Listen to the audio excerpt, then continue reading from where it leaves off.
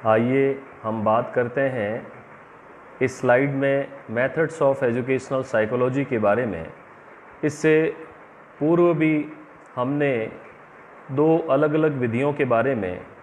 एक power point presentation में अध्ययन किया था और उसी क्रम में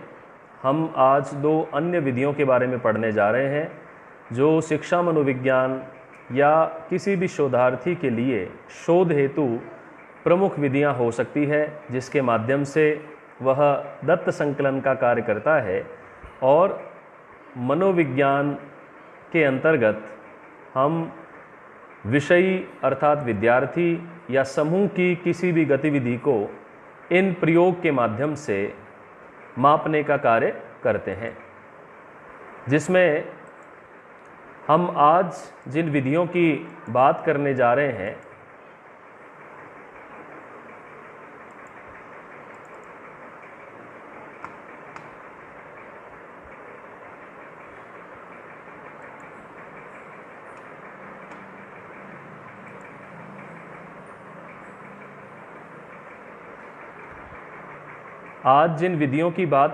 रहे हैं वे हैं इंट्रोस्पेक्शन मेथड और ऑब्जर्वेशन मेथड, जो कि शिक्षा मनोविज्ञान की प्रमुख विधियां मानी जाती है। सबसे पहले हम यहाँ पर देख रहे हैं इंट्रोस्पेक्शन मेथड के बारे में, जिसे हम अंतर्दर्शन विधि के माध्यम से भी जानते हैं, और दूसरा अवलोकन, जो कि शिक्षा मनोविज्ञान में प्रत्यक्ष या अप्रत्यक्ष माध्यम से किसी भी विषय के बारे में, चाहे वह व्यक्तिगत हो या सामूहिक, हम किसी भी जानकारी को प्राप्त करते हैं तो वह अवलोकन विधि के अंतर्गत आता है। सबसे पहले हम बात कर रहे हैं इंट्रोस्पेक्शन अर्थात अंतर्दर्शन विधि के बारे में, जिसमें नाम से ही विदित है इंटर, यानी कि कोई भी विषय जो अपने स्वयं के अंदर आत्मा अवलोकन के माध्यम से अपनी कमियों, अच्छाइयों और कहाँ कहाँ उसके साथ में किस प्रकार के लक्षण अधिकतर प्रकट होते हैं, जिनके माध्यम से उसके कार्य प्रभावित होते हैं, उसका मनोविज्ञान प्रभावित होता है और उसकी उपलब्धि स्तर पर कहीं न कहीं विभिन्न प्रकार के कारक क्या प्रभाव डालते हैं। और दर्शन का माध्यम जो है वह है देखना, अर्थात दृष्टि से दर्शन जुड़ा है कि आप दर्शन करें। दो प्रकार की बात यहाँ पर हम समझना चाहेंगे, एक अंतर्दर्शन, दूसरा है बहिर्दर्शन। बहिर्दर्शन में हम बाहर की ओर देखते हैं, अवलोकन करते हैं और अपने आसपास में होने वाली घटनाओं के माध्यम से विभिन्न तत्वों का संकलन करते हैं और उन संकलन के आधार पर हम आगामी किसी भी कार्य की, विद्यार्थी की सफलता या असफलता की या उसके मनोवैज्ञानिक गतिविधियों की भविष्यवाणी करते हैं। तो इस विधि में मुख्य रूप से हमें ये समझना है कि एक व्यक्ति या सब्जेक्ट जो है वह स्वयं अपनी कमियों और अच्छाइयों का आत्मावलोकन करता है और अपने अंदर झांकता है और ये पता लगाता है कि मुझ में कौन कौन सी कमियां हैं और किस प्रकार की अच्छाइयाँ, गुण या विशेषताएं मेरे अंदर पाए जाते हैं। तो जैसा कि आप देख रहे हैं लुकिंग विद इन, तो जब हम बहिर्दर्शन की बात करते हैं तो कहीं न कहीं हम बाहर के दर्शन की बात करते हैं, आसपास के परिवेश और वातावरण के दर्शन की बात करते हैं। लेकिन अंतर्दर्शन में मुख्यतः एक प्रकार से उदाहरण स्वरूप आप यहाँ मेडिटेशन या ध्यान को भी ले सकते हैं, जो कि योग की एक विधि, जिसे हम प्रेक्षा ध्यान भी बोलते हैं। प्रेक्षा का मीनिंग भी यही है, देखना, अर्थात जब हम ध्यान के अंतर्गत स्वयं पर ध्यान लगाते हैं, अपनी आत्मा का अवलोकन करते हैं और सेल्फ ऑब्जर्वेशन करते हैं, तो ऐसी विधि को हम अंतर्दर्शन के माध्यम से जानते हैं। तो अंतर्दर्शन में एक विद्यार्थी को इस बात के लिए प्रेरित किया जाता है कि वह स्वयं आत्मा अवलोकन करे और अपनी अच्छाइयों और कमियों को कहीं न कहीं इंद्रास करे, रिकॉर्ड करे और उसके आधार पर उसके बारे में किसी भी प्रकार का दत्त संकलन करने का कार्य किया जाता है। इसी क्रम में यदि हम बात करें कि इसकी विशेषताएं या सिग्निफिकेंस क्या है जो अंतर्दर्शन विधि को मुख्य धारा से जोड़ता है, हालांकि ये विधि जो है वह प्राचीन विधि है, जब प्रयोगशाला और विभिन्न प्रकार के उपकरणों का विकास नहीं हुआ था उस समय इस विधि पर ज़्यादा बल दिया जाता था, लेकिन वर्तमान में यह लुप्तप्राय है और मनोविज्ञान में इस विधि का उपयोग जो है वो कम से कम होता जा रहा है। तो वैल्यू फिर भी सिग्निफिकेंस इसकी हम जानना चाहें तो इन कुछ पॉइंट्स के माध्यम से हम ये जानने का प्रयास करते हैं कि what is the significance of introspection method.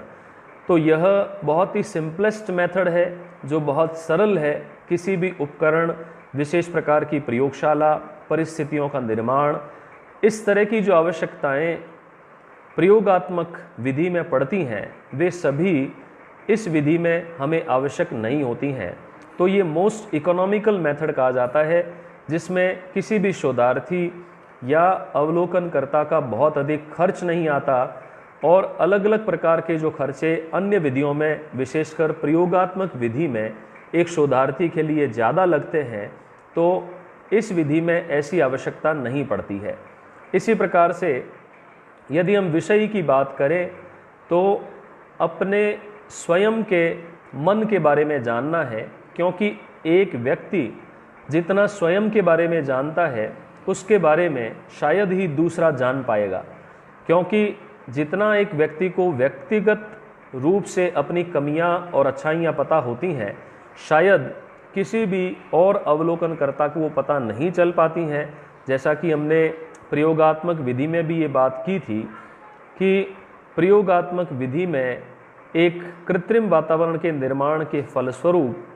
प्राकृतिक वातावरण नहीं बन पाता और विषयी को ये पता होता है कि मुझे ऑब्जर्व किया जा रहा है, तो कहीं न कहीं परिणामों पर उसका प्रभाव देखा जाता है। लेकिन इस विधि में हम स्वयं अपने मन के विभिन्न आयामों पर विचार करते हैं। स्वयं के मन के अनेक आयाम कहाँ कहाँ सफल और असफल हमें बनाते हैं, इस पर विचार करते हैं। तो इसमें किसी भी साधन विशेष की आवश्यकता नहीं पड़ती है और आप अपने इंट्यूजिव, इमीडिएट और डायरेक्ट प्रकार से अपने स्वयं के मन और आत्मा का अवलोकन करते हुए अपने बारे में जानने का प्रयास करते हैं। इसी प्रकार से टीचर जो है उनके लिए भी इस प्रकार की विधि उपयोगी है, जिसके माध्यम से वे अपना आत्मा अवलोकन कर पाते हैं कि हम जिस कार्य में जुड़े हैं, जिस प्रकार से शिक्षण विधियों का हम यूज़ कर रहे हैं, किस प्रकार से बच्चों के साथ में हम निर्देशन और परामर्श की गतिविधियों के साथ में जुड़े हुए हैं और कितना हम इन्वॉल्वमेंट कर पा रहे हैं अपने प्रोफेशन के साथ में, उसका भी अवलोकन करने का इस विधि के माध्यम से अध्यापकों को अवसर प्राप्त होता है कि विद्यार्थी के समान ही एक अध्यापक भी अपने कार्यशैली, अपने व्यक्तित्व और अपनी गुण और विशेषताओं का अध्ययन इस विधि के माध्यम से कर सकता है। इसी प्रकार जब हम सीमाओं की बात करते हैं तो कहीं न कहीं हर विधि में कुछ सीमाएं व्याप्त होती हैं, जिसमें पहला पॉइंट हमें ये बताता है कि ये मोस्ट सब्जेक्टिव है, पर्सनल है और अनसाइंटिफिक मेथड है। अनसाइंटिफिक इसलिए है क्योंकि अवलोकन करने वाले आप स्वयं हैं। आप स्वयं को किस प्रकार से देखते हैं यह आप पर निर्भर करता है। हो सकता है कि आपके द्वारा या किसी भी विषय के द्वारा किया जाने वाला गलत कार्य भी उसे अच्छा लगता है और वह यह कहता हुआ पाया जा सकता है कि उसने जो भी किया या जो भी उसका एक्शन है या कोई क्रिया है वह अपने स्तर पर श्रेष्ठ है और उसमें कहीं भी सुधार की आवश्यकता नहीं है। तो कहीं न कहीं यह ऑब्जेक्टिविटी का गुण जो है, वस्तुनिष्ठता का जो गुण है, वह इसमें नहीं पाया जाता और यह सब्जेक्टिव होती है, व्यक्तिगत होती है और साथ साथ में अप्रायोगिक भी होती है, क्योंकि विज्ञान में जिस प्रकार से प्रयोगों का सहारा लिया जाता है वैसा इसमें कहीं पर भी लैब इक्विपमेंट, उपकरण और अवलोकन के लिए साधनों का सहारा इसमें नहीं लिया जाता है। इसी क्रम में यदि हम देखें कि इस विधि का यूनिवर्सल एप्लीकेशन नहीं किया जा सकता, अर्थात हर परिस्थिति में, जैसा कि उदाहरण के तौर पे आप समझें कि एक छोटे बच्चे को जो कि कम उम्र का है और अभी सभी आयामों के बारे में, मनोवैज्ञानिक विभिन्न गुण विशेषताओं के बारे में वह नहीं जानता है, और बालपन में वह किस प्रकार से अपना अंतर्दर्शन के माध्यम से स्वयं का विचार कर सकता है, तो यह यूनिवर्सल एप्लीकेशन नहीं पाया जाता। प्रत्येक उम्र के विद्यार्थियों पर हर परिस्थिति में और हर वातावरण में इसका उपयोग नहीं किया जा सकता। और इसका जो रिजल्ट है, क्योंकि जैसा कि आप देखें कि अवलोकन में या बहिर्दर्शन में जहाँ पर एक अवलोकनकर्ता किसी भी विषय के बारे में जानने का प्रयास कर रहा होता है, तो इंट्रोस्पेक्शन में कोई भी अन्य आपका अवलोकन नहीं कर रहा है, बल्कि आप स्वयं ही अपने अवलोकन करता है, और जिस बात को जिस प्रकार से भी आप समझते हैं उस प्रकार से उसे इंटरप्रेट या अर्थापन करने का कहीं न कहीं प्रयास करते हैं। तो इसमें सब्जेक्टिविटी पाई जाती है। और जैसा कि हम पूर्व में भी ये बात कर चुके हैं कि बच्चों के लिए या छोटी उम्र के विद्यार्थियों के लिए, विषय के लिए यह विधि उतनी उपयुक्त नहीं होती है जितना कि एक चिंतनशील किसी भी व्यक्ति के लिए यह विधि अधिक उपयोगी पाई जाती है। इसी प्रकार से अन्य जो प्राणी या जीव जंतु है, उनका भी अध्ययन इंट्रोस्पेक्शन के माध्यम से नहीं किया जाता या नहीं किया जा सकता, क्योंकि वे चिंतनशील नहीं होते हैं, केवल कमांड्स को फॉलो करते हैं और कहीं न कहीं अनुसरण करना जानते हैं। तो इस प्रकार से कुछ ऐसी सीमाएं हैं जो कि अंतर्दर्शन विधि में हम यहाँ पर देख रहे हैं, जिनके कारण से इस विधि को यूनिवर्सल